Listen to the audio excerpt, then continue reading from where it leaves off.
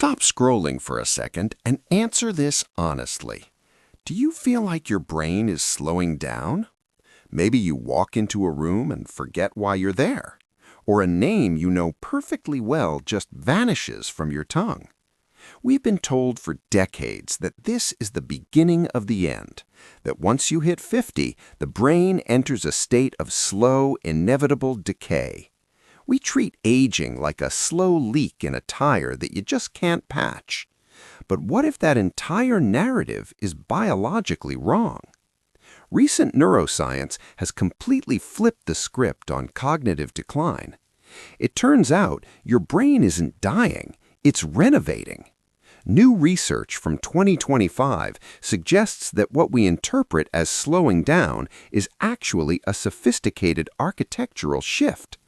Your mind is trading raw speed for something far more powerful. It's moving from a system of rapid-fire processing to a complex network of pattern recognition. But here is the catch. Most of us are trying to operate this new machinery with an instruction manual written for a 20-year-old. We force our brains to learn in ways that no longer fit our biology, and then we get frustrated when it feels like an uphill battle. The science is clear. You can learn anything at any age. In fact, you might be able to learn better than you did at 25, but only if you stop fighting your own biology and start using the remodeling to your advantage. So how do you unlock this second wind of cognitive power? To understand how to learn effectively right now, we have to look at a specific group of people who baffled scientists: typists. Back in the 80s, researchers ran a fascinating experiment comparing young typists in their 20s against older pros in their 60s. On paper, the results should have been a blowout. We know that raw reaction time slows down as we age. This is a decline in what psychologists call fluid intelligence. Think of fluid intelligence as your brain's raw horsepower. It's how fast you can process new data, solve a puzzle, or react to a flashing light. This absolutely peaks in early adulthood and starts to dip. So naturally, the older typists had slower tapping speeds in simple reaction tests.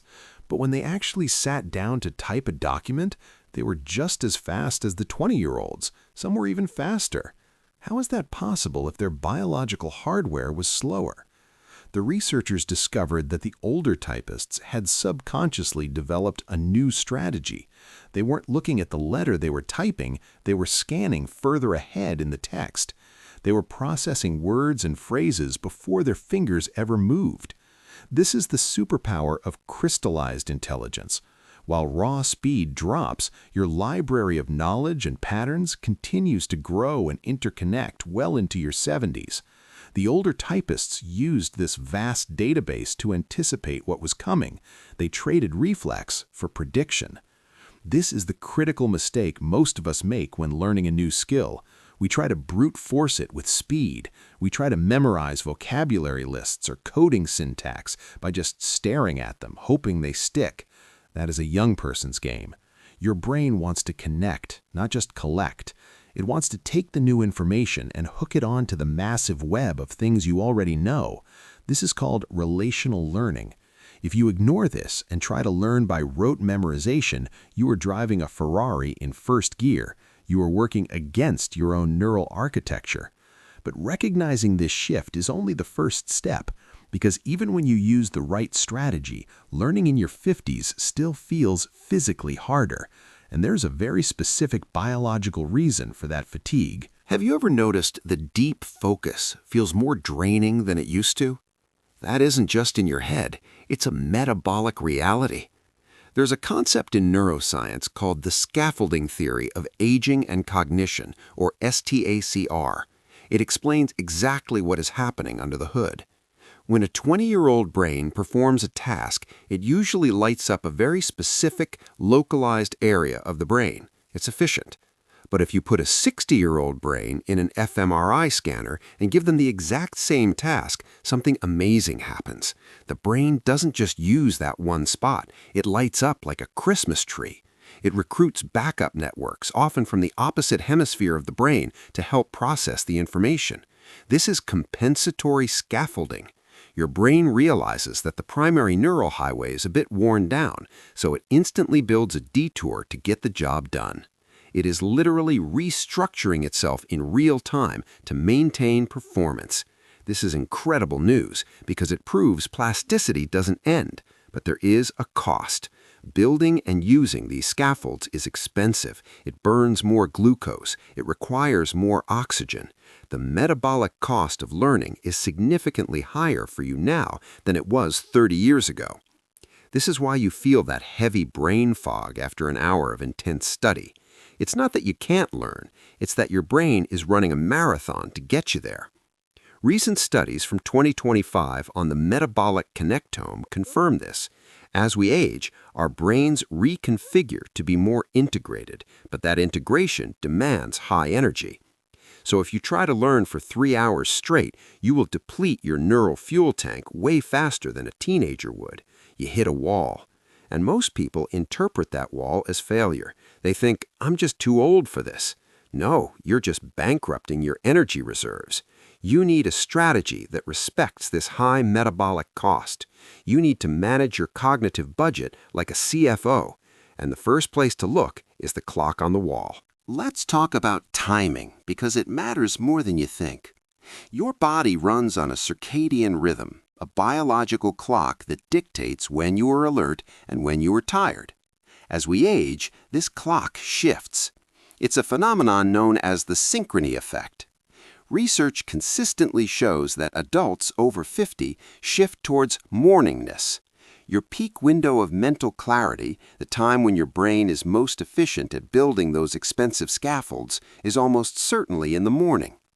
If you're trying to learn a complex new skill at 4 p.m. or 8 p.m., you're swimming upstream. You're asking your brain to perform its most expensive work when its fuel reserves are naturally low. In fact, studies have shown that when older adults are tested in the morning, the age-related performance gap often disappears completely. But when tested in the afternoon, the gap widens significantly. A massive study analysis from 2025 involving over 200,000 people even found that people who aligned with this morning shift had a lower risk of cognitive decline. So, here's the rule. Do your heavy lifting before noon. If you're learning a language, coding, or studying finance, schedule that pillar work for your morning peak. Save the passive activities, reading the news, answering emails, watching TV, for the afternoon slump. But timing isn't just about when you do it, it's about how long you do it.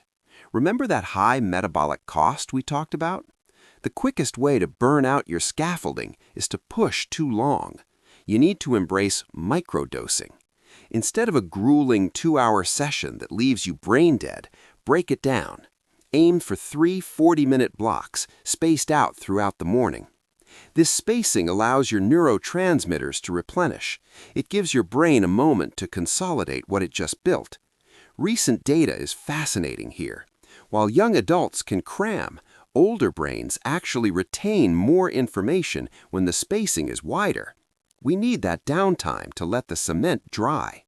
But even with perfect timing and energy management, there's still one massive obstacle standing in your way. And it's not something you lack, it's something you have too much of. The biggest barrier to learning after 50 isn't the new stuff, it's the old stuff. For decades, you have been driving the same mental routes. Your habits, your professional skills, your ways of thinking. These are deeply carved neural pathways. They are superhighways in your brain. When you try to learn something new, especially if it's similar to what you know, your brain naturally wants to slide back onto the old superhighway. This is called proactive interference. Your existing knowledge literally interferes with the new data. It's like trying to learn Portuguese when you're already fluent in Spanish.